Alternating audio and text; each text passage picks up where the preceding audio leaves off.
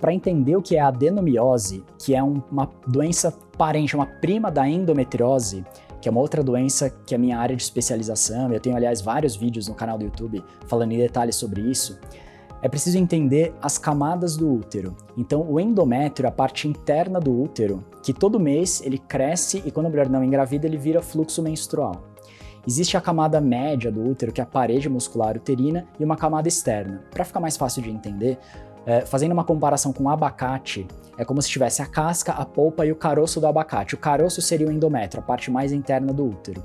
Então, na endometriose, é quando esse endométrio aparece por fora do útero, ou seja, por fora da casca do abacate, outros órgãos estão em volta, e a adenomiose é quando acontece o aparecimento de focos do endométrio no miométrio, na camada média, ou seja, seriam pedaços perdidos do caroço no meio da polpa do abacate. É uma doença ainda muito enigmática, se conhece muito, mas ainda há muito a descobrir sobre a adenomiose. Se fala muito mais de adenomiose hoje em dia, assim como a endometriose, porque essas coisas sempre existiram, mas era mais difícil antigamente de fazer o diagnóstico. Hoje em dia a gente vê mais, enxerga mais isso por exames de imagem. E os principais sintomas que a adenomiose pode dar são cólica menstrual intensa, pode ter um impacto negativo na fertilidade, levar a mulher a ter dificuldade para engravidar, e principalmente nos casos mais avançados e nas mulheres em idade um pouquinho mais adiantada, na faixa dos 40 para os 50 anos, é muito comum que a adenomiose seja uma causa de sangramento menstrual anormal e irregular, fluxo muito intenso normalmente e com padrão imprevisível. Mas algumas mulheres com adenomiose podem ser totalmente assintomáticas, engravidarem normalmente, isso ser um achado no exame de imagem e ela não ter absolutamente nenhum sintoma. E para isso a gente não necessariamente precisa tratar também a adenomiose. Isso é uma das coisas que ainda é pouco conhecida, ou seja, parece que para algumas mulheres pode ser uma condição quase que normal, mas para outras pode causar sintomas, inclusive a infertilidade. O diagnóstico da adenomiose é feito por exames de imagem, e isso, como eu mencionei anteriormente, mudou muito nos últimos anos com a evolução dos métodos, dos aparelhos.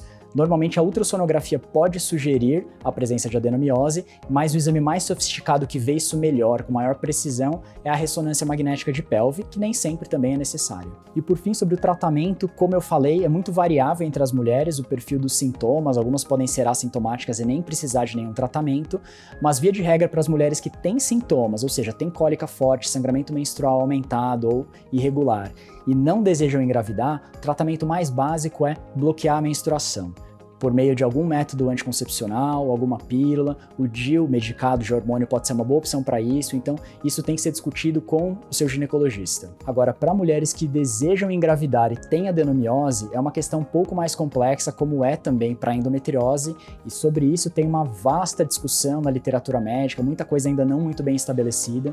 Então, nessa situação, é fundamental que a mulher procure um especialista de medicina reprodutiva para orientar melhor em relação a qual o melhor tratamento, supondo que a adenomiose esteja impactando negativamente na fertilidade. E, na verdade, a única opção definitiva de tratamento da adenomiose é realmente tirar o útero, a esterectomia, porém, nem todas as mulheres precisam disso. Algumas mulheres podem não ter sintomas ou podem ter sintomas que vão ser bem controlados com formas mais simples, como o uso de um anticoncepcional ou do DIU, por exemplo.